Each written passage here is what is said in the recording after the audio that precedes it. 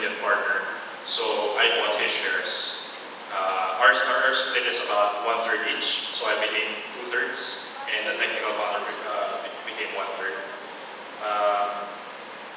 And then in 2017, when we got acquired by Sterling, unfortunately I can't really disclose the details, but they acquired majority of the company, so we maintain a minority share, split among me and technical founder. Could you give us an idea? They paid you times how many? Times what number? The initial? Well, yeah. At least times. Okay, so, well, the thing is, the initial numbers were that we sent them were something that they found high.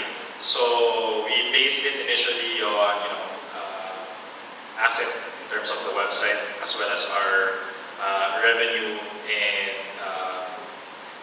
EBITDA. So after a very lengthy negotiation and after proper due diligence from third party, we eventually settled multiple of 3 times EBITDA as a means for calculating the value. Okay, 3 times EBITDA, fair enough. Miko? So, what was the first question? How much was the initial investment? How much funding you've raised? How much of it do you still have? Okay, so we started out between myself and my partner, we put in $500,000. So that's a lot of money. That's dollars. Yeah. Okay. And then we raised over the past few years around $6.5 million, and we're raising more. So yeah, it's not.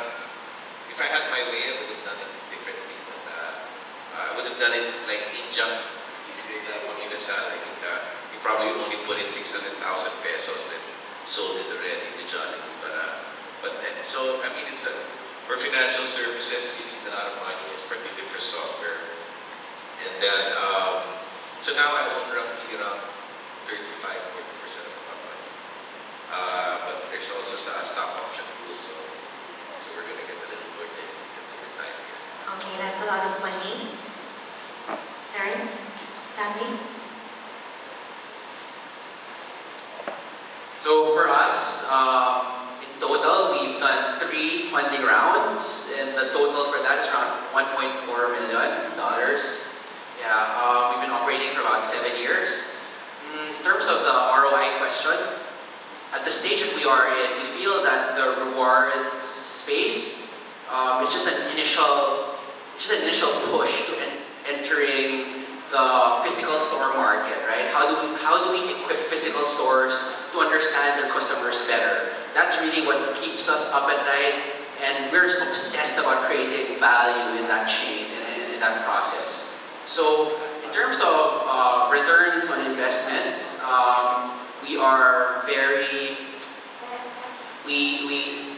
we're very obsessed about building more value. So we're not really thinking about returns. So we've been growing our team constantly.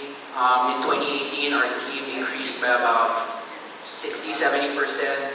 And to answer your question, across me and my 3 other partners, we still own majority of the company. So that's well over 50% still, close to 60%. Would it be safe to say that you're at this stage where you're not yet making money, where you're still building Correct. So making money is twofold, diba? So you talk about the revenue aspect. So our revenue numbers are very healthy. And the second aspect of it is your net income, or the EBITDA, what Jeffrey was saying. So for us, we sacrifice the EBITDA in thinking about the long term, how we can create value, build value, and in the process of having a lot of products, tools, and giving offline stores like restaurants and retailers the ability to engage and understand their customer base, something that prior to us is almost impossible to do, no? So I think there's a lot of value in that, and building value in there is something that we're really focused on. And how much was your initial investment? Initial investment, so we sold the first company, so a lot of the proceeds that I got from there, basically I put everything in there. Okay. Okay, Hanson? Actually, prior to Sage Shop, we have a company called Nut Solutions. We we went public in 2011 and raised 100 million, and then we sold it. So when we went public, my shares from 40% became 10%, and then we eventually sold the company as well. The company is now known as Emperador. Yes. They used it as the shop. Okay. Yeah. So that's I think that does that answer the question? Yes. Okay, and Bing?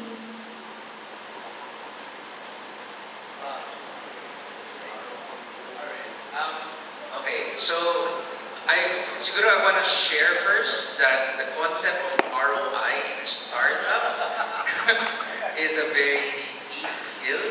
I would say that I was lucky, maybe even the people on this panel are lucky to say that the startup is actually still going.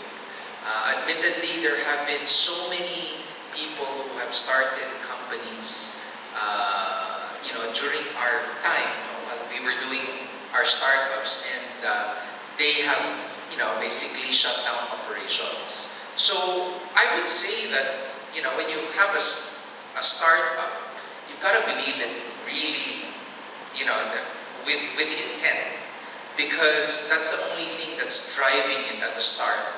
Number two, you try to get as much money as you can because you always underestimate the amount that you need. There's always a question of time and actually value creation, as Terence was saying, because we're all making a bet here. And the idea is that, you want to put it into a certain form. It may not be a software company. It could be any business for that matter. And so I'm answering that ROI in this very safe way. But having said, I think we probably raised about $1.5 million already in the past 4 years. But we have been neutral on our second year. I think the hardest thing for us was because we were nobodies and we were doing B2B, and we were talking to real estate companies who would be entrusting their money to us.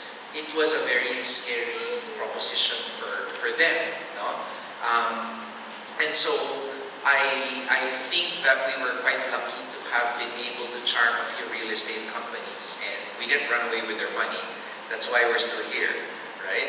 And so that's how I would paint the picture of Quickwire, which is actually quite a unique, well, I wouldn't say unique, but it was just something that was not being done in the Philippines, and that was pretty much cross-border payments, right? So it's a billing system that just wasn't being done here, but quite prevalent elsewhere already. You actually mentioned an interesting point. A lot of startups fail. In fact, the statistics tell us 88% of these startups never see the light of day. They just fail. But the point is you have to be a serial entrepreneur to keep building, starting up these startups until you find the winning solution. Brian, Brian, so you're the boss of Grab Philippines.